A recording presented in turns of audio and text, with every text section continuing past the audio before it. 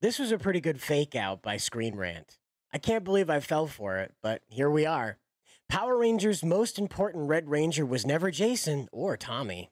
Jason Lee Scott and Tommy Oliver are Power Rangers legends, yet neither of them was Power Rangers' most important Red Ranger during the Zordon era. But you think they're gonna go one way with this, right? They're gonna be like, oh, let me tell you all about this guy, right? Let me tell you about all this other guy, right? These other Red Rangers that happened along, right? All those other ones. I bet you know where this is going. There's only one guy who did the Big Bang thing, right? He's only one guy who broke Zordon's tube. Only one guy who saved his sister from Dark Spectre. That's right. Andros. Andros is the most important Red Ranger, and I can't disagree with this. Andros has the coolest arc in the series, and I personally identify it because of the stupid crap that happened to me as a kid. When Corone is stolen from him, man, that still rips the heart out of me. It's such a great tale to see him finally overcome the evil that was practiced on his family and unite with his sister again. But then they send her off to the Lost Galaxy, so I was like, I don't know, maybe she smells funny? Yeah, like Dark Spectre leaves a rotten egg funk on you, and you gotta send somebody to the other end of the galaxy, you know, a whole other galaxy, in fact, to get away from it?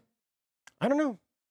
But either way, they're absolutely right. It's how this played out for Andros especially is interesting because he is the only Red Ranger that had rode solo at this point, right? So what we had with the Zordon era is that team after team was put together in the command center.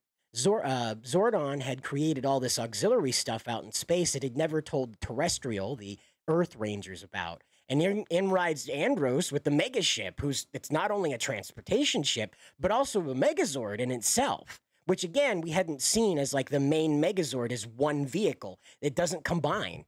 It's all five of them up in that space shuttle head. That's it. The whole ship that they ride around on is their Megazord. That had never happened in this series before, along with a Red Ranger that was riding solo.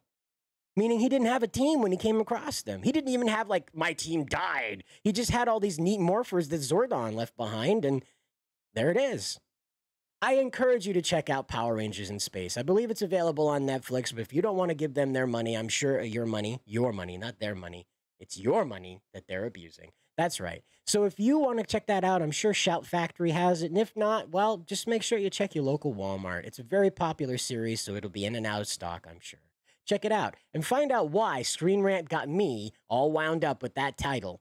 Andros is the most important Red Ranger in Power Rangers history. That's beyond the Zordon era. You heard it from me, and you'll hear more. They're headed off into Cosmic Fury next, and you can stay tuned on this channel for more updates on that train wreck.